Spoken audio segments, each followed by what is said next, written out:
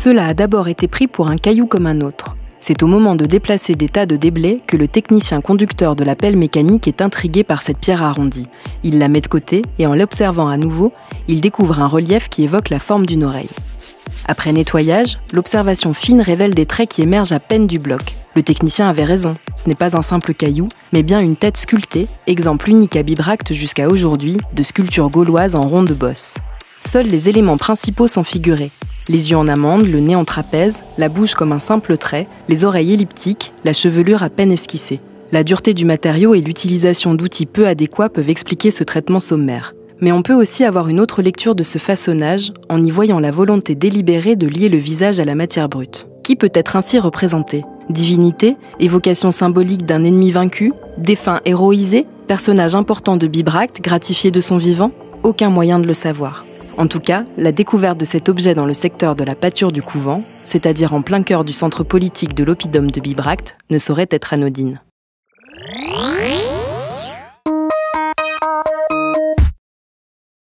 La pensée du jour est celle d'un archéologue, connaisseur de Bibracte bien que basé à Besançon. Bonjour Luc Jacotet. Bonjour. Quelle est votre spécialité ?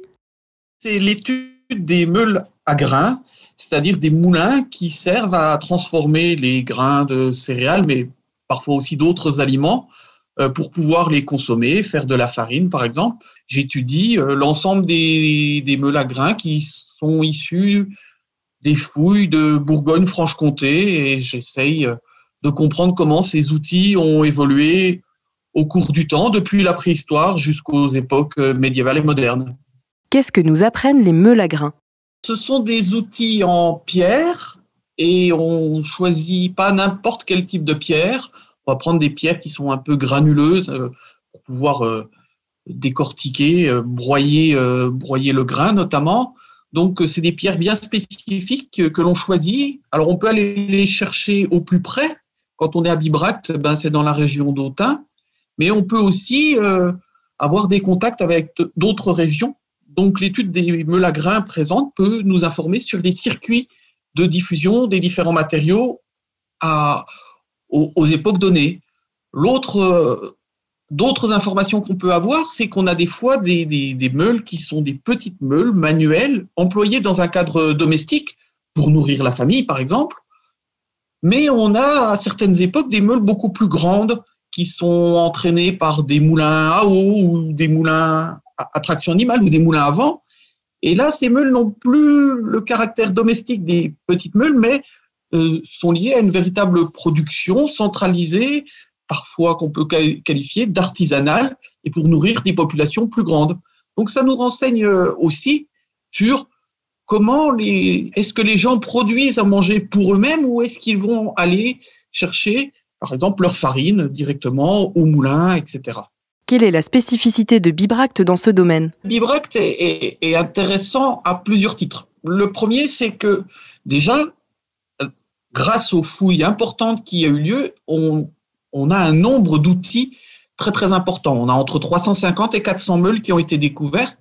Pour l'époque gauloise, c'est un des plus importants corpus connus en Gaule. Ce qui est intéressant à Bibracte, c'est que Bibracte est à la charnière de plusieurs mondes. Bibracte, c'est la fin du monde gaulois, le début de l'époque romaine. Mais on voit, par exemple, à Bibracte apparaître les premiers moulins à traction animale. On en a 2 à Bibracte. Alors que tout le reste des meules sont des meules à main employées dans un cadre domestique.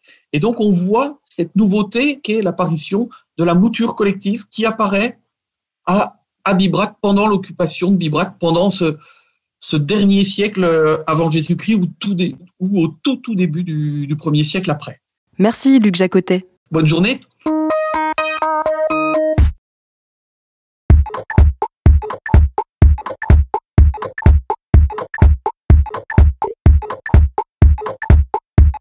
Aujourd'hui, nous crapahutons à travers le mont Beuvray jusqu'à une petite cabane aux abords des bois. Elle révèle une subtile exposition miniature, le musée Moussu.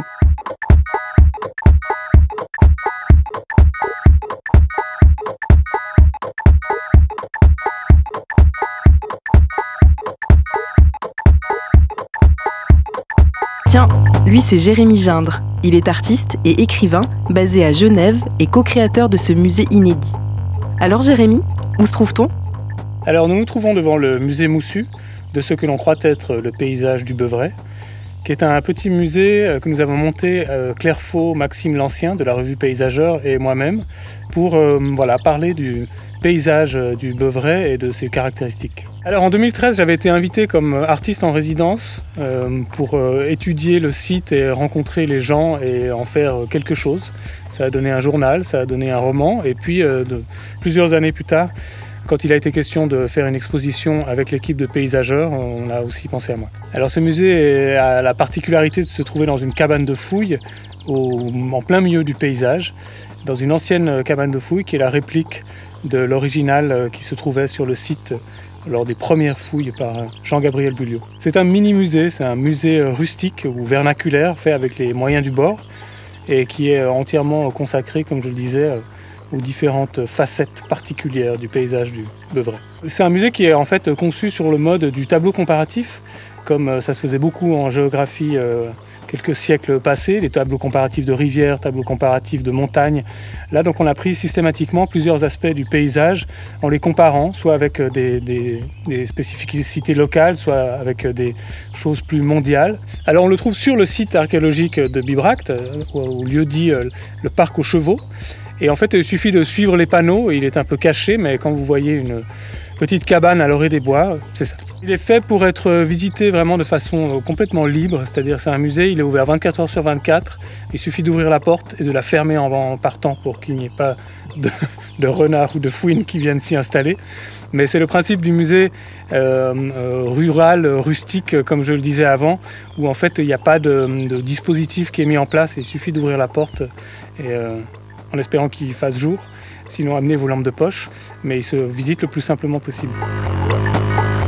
Voilà, c'était les nouvelles en direct de l'Oppidum en 2021. Salut Bibracte!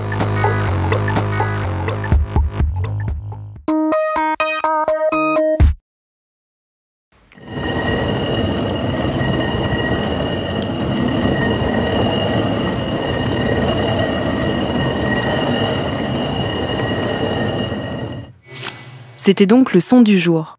Si vous avez trouvé de quoi il s'agit, rendez-vous sur nos réseaux sociaux pour nous donner votre réponse.